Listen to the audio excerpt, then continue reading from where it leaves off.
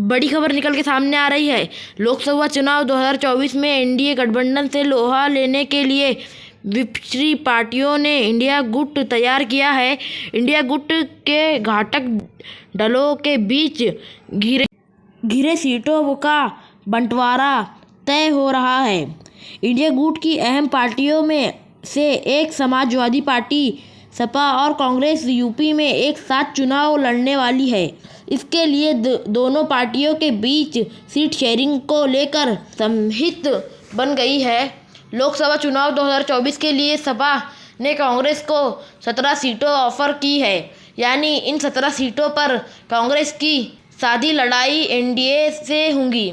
Samajwadi party के पीछे हट जाने की वजह से क्या इन सीटों पर कहत हासिल करना कांग्रेस के लिए आसान होगा? यह अहमियत देने नाम पर सपा कांग्रेस को फंसा रही है। आइए देखते हैं उन 17 सीटों पर विगत लोकसभा चुनाव में पार्टियों का प्रदर्शन। 17 सीटों पर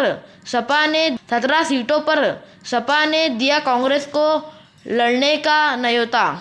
लोकसभा चुनाव 2024 के लिए सपा ने कांग्रेस को जिन 17 सीटों को ऑफर किया है उसमें रायबरेली, अमेठी, कानपुर नगर, फतेहपुर सीकरी, बांसगांव, सहारनपुर, प्रयागराज, महाराजगंज, वाराणसी, अमरोहा, झांसी, बुलंदशहर, गाजियाबाद, मथुरा, सीतापुर, बाराबंकी, देवरिया सीट शामिल है।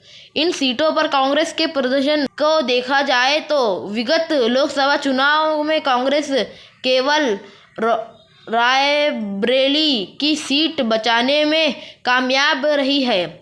वहीं चंद सीटों की बात करें तो कांग्रेस का वहां से लड़ना नाक की लड़ाई हो जाती है।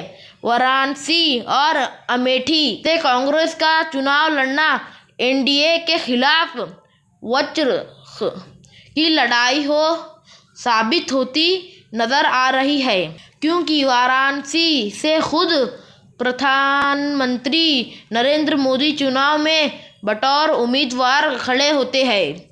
नहीं, अमेठी की सीट अब तक राहुल गांधी के खाते जाती रही, मगर वहां बीते लोकसभा चुनाव में राहुल गांधी को हार मिली थी और केंद्रीय मंत्री स्मृति ईरानी ने यहाँ कब्जा जमाया था। वीआईपी सीटों पर कांग्रेस का बीजेपी से सीधा मुकाबला।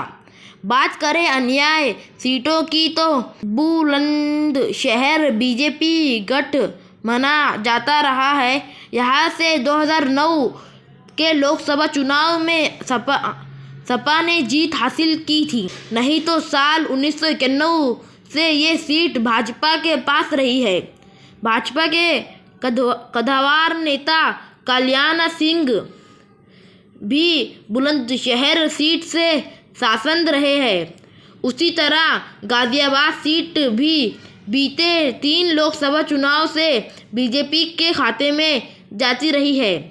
गाजियाबाद से 2009 में राजनाथ सिंह और 2014 से जनरल वीके सिंह जीत कर आ रहे हैं।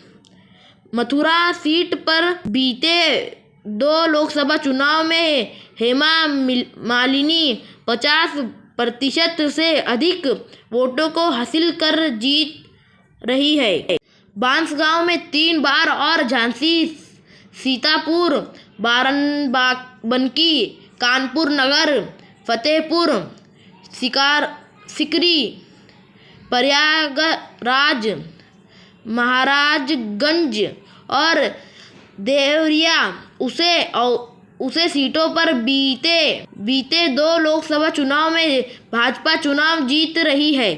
वहीं अमरोहा और सहारनपुर में कांग्रेस का सीधा मुकाबला बसपा से माना जा रहा है, क्योंकि इन दोनों लोकसभा सीटों पर मायावती की पार्टी अपने सांसद लोकसभा भेज रही है।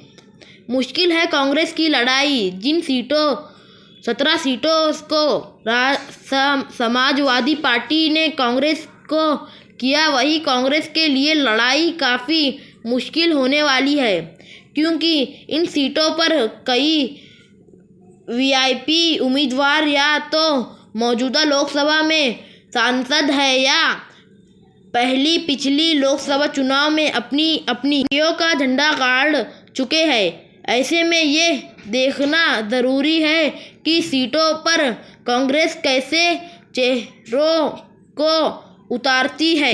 अगर आपको हमारी वीडियो अच्छी लगी तो लाइक शेयर सब्सक्राइब करें।